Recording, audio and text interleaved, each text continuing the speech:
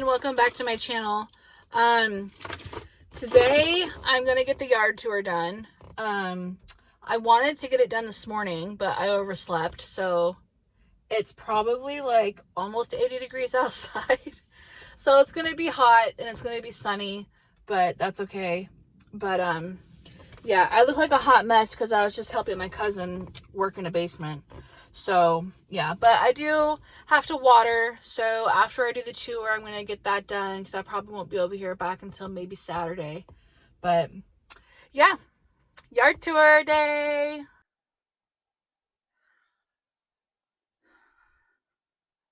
Okay, this is the side yard.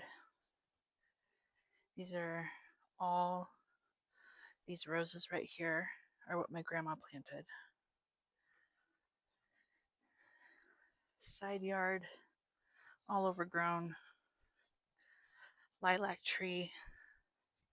Down here is a better view of the pink roses. They're not so overgrown down here. But yeah, this used to be just all a whole row of pink back in the day. So that's the side of that. Here, this all used to be a flower bed. You can see I tried to revamp it last year. It's very hard to keep up on. But put some lavender there. Blackberries overgrown on the side of the deck. There used to be a hydrangea here. Blackberry pile. Big rhododendron. So down here is the shed. Back of the property is right there. Let's see if I can go down.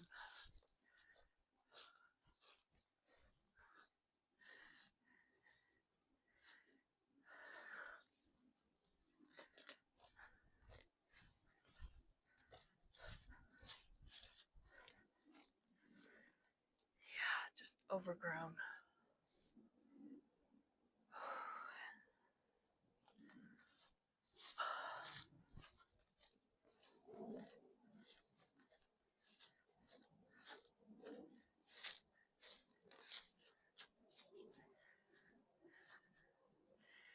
So here, my dad just weed whacked all of this, but this will eventually be a flower bed again, full of perennials, shrubs.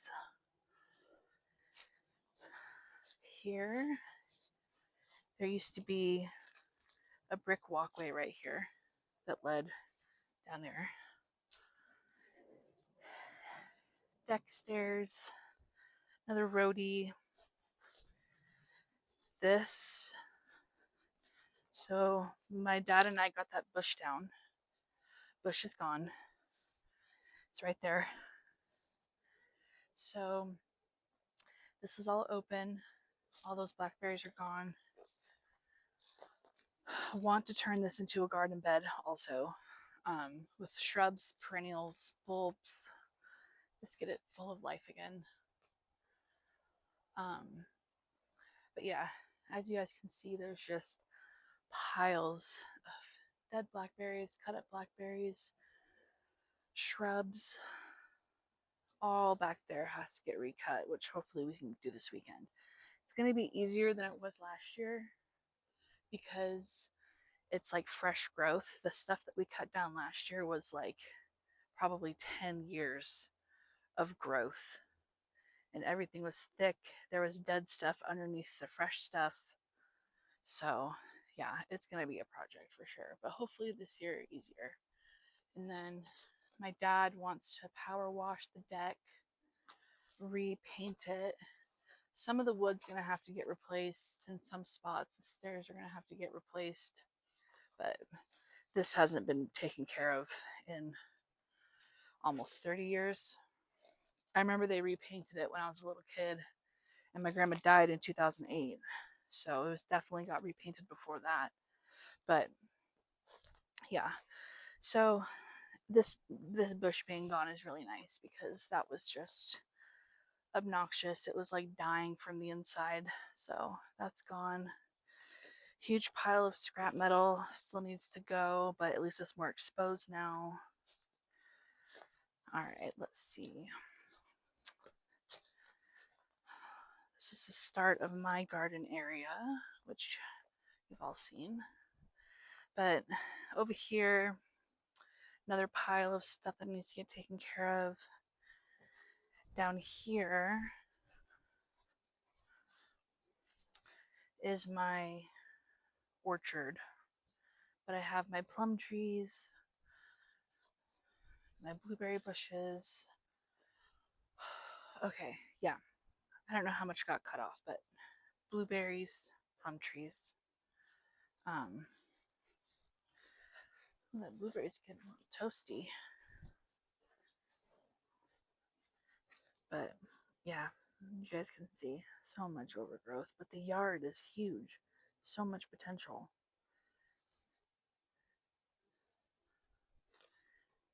There was right here, about right here, there used to be a huge, I think it was a birch tree. There was cedar trees back here. There was our fir trees. Um, right there used to be an apple tree. There might have been other kinds, like maybe one or two other kinds of trees. But yeah, this backyard used to look like all of this, and now it's gone. So yeah, I really wish I would have known what my grandma had planned. But back then I wasn't interested in, um, you know, gardening, landscaping. I thought her garden was beautiful, obviously, but I wasn't I wasn't really that into it. But yeah, I wish I would have known what she wanted to do with all this free space she was gonna have. There used to be a dog kennel like right there. Um, there was concrete that had to get broken up, and then obviously a dog kennel. It was kind of in the middle of the yard, but that's gone. There's a couple boats buried under here that need to get taken out that didn't get moved last year. But yeah, that big rhododendron we're gonna have to cut down because there's blackberries all through it. But yeah, lots and lots of grass, lots of yard space. So this is what the yard looks like if you're standing in the backyard. This is all more side yard garden. But yeah, it's a big yard. Let me show you guys. There's not really that much in the front, but there's definitely some more shrubs that can get cut down, in my opinion. Another roadie, this obnoxious thing that I hate. Japanese maple right there that needs to get pruned. Dogwood tree. Memorial garden. But yeah, one of my grandma's original roses. This one's a really pretty color. But yeah. Oh my gosh, look at my sunflowers. Holy crap. I might as well show you guys. Look at, we got some dahlias. Where's a bee? Ooh, lots of bees. This one's gonna pop open. But yeah. I'm sitting in the shade. But yeah, I mean, it doesn't look like much. It just actually just looks like chaos, to be honest. But you know, I just want to show you guys what I'm working with, how much of a project this is going to be. But it's worth it to me. This yard means the world to me. I love this yard. And it's so sad that it's gotten this bad. But it's what it is. So lots of work to be done. Yeah. My first tomatoes.